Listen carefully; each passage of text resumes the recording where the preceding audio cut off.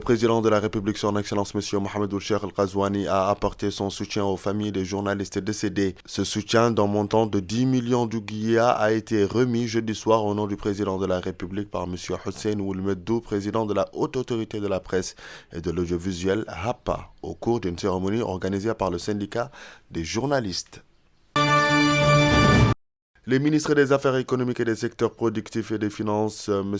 Ousmane Mamadou Kane et Isselmou Ould Ahmed Mahdi, se sont entretenus à Washington avec le président de la Banque européenne d'investissement, Dr Werner Hoyer. Les deux parties ont discuté au cours de la réunion les différents dossiers de coopération liant la Mauritanie et cette importante institution financière européenne. La direction de l'analyse et du suivi des investissements de l'Agence de promotion des investissements en Mauritanie a indiqué, à l'occasion de ces 2 ans, avoir généré 41 milliards de MRU d'investissement et 22 000 emplois, dont 6 000 emplois directs. La PIM a délivré 77 certificats d'investissement. Le ministre de l'Environnement et du Développement durable a lancé, à partir de la Mourata de Chami, une campagne de sensibilisation sur les risques sanitaires et environnementaux des produits chimiques utilisés dans le domaine de l'orpaillage traditionnel. Cette campagne vise à sensibiliser les citoyens et les utilisateurs aux dangers des produits chimiques utilisés dans l'exploitation de l'orpaillage traditionnel. Le Wali du Tirzemour, M. Mohamed El-Mokhtar Ould Abdi, a supervisé à Zouérat la cérémonie de remise de 10 configurations informatiques offertes par la commune de Zouérat aux directeurs des établissements scolaires du fondamental dans cette ville. Le premier vice-président de la société britannique British Petroleum BP a déclaré que sa société examinait la possibilité de produire l'hydrogène vert à grande échelle en Mauritanie. Arbelaise s'exprimait lors de l'ouverture du premier forum africain pour l'accélération du financement de l'hydrogène vert dont les travaux ont commencé à Nouakchott.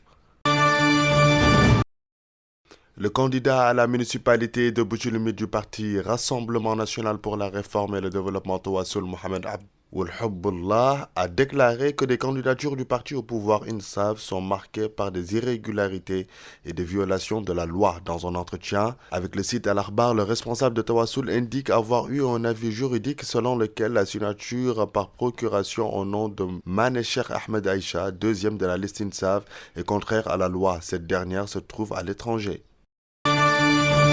Le candidat à la liste nationale des jeunes a rendu un vibrant hommage aux femmes. Il déclare, je cite, « Un très grand hommage aux femmes qui en cette période sont fatiguées, presque seules dans de nombreux foyers, juste pour le bonheur de leurs époux.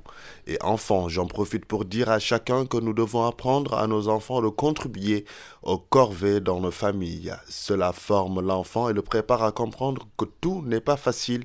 Dans cette vie, nos enfants doivent apprendre à débarrasser, faire la vaisselle. Cela renforce nos familles. Tout ne doit pas être fait que par les femmes à elles seules. Grand merci aussi aux pères de famille qui, malgré la cherté de la vie, ils se battent pour honorer leur famille, nourrir leurs enfants. Ce n'est pas facile d'être celui sur qui toute une famille repose. Nos femmes, sœurs, épouses sont vraiment braves. Signé Khali Mamadou Diallo, candidat à la liste nationale de jeunes de la coalition Espoir Mauritanie. Sous la bannière du parti El Vadila, cette décision est venue après une longue concertation avec ma famille, mes amis, mes proches et certains chefs religieux de la commune. Étant natifs et ayant grandi dans cette commune de Sepra, nous avons jugé nécessaire de prendre nos responsabilités pour la bonne marche de notre commune bien-aimée, a publié le candidat Jafar Mbaye-Fall. Bablay de la coalition VE et VR, candidat à la députation, liste nationale des jeunes, a déclaré sur son compte Facebook, je cite, « Nous nous préparons aux élections législatives et municipales. Il est grand temps que la jeunesse essaye de prendre son destin en main et de le gérer comme il se doit, car personne ne le fera à notre place. Il s'agit de notre avenir. »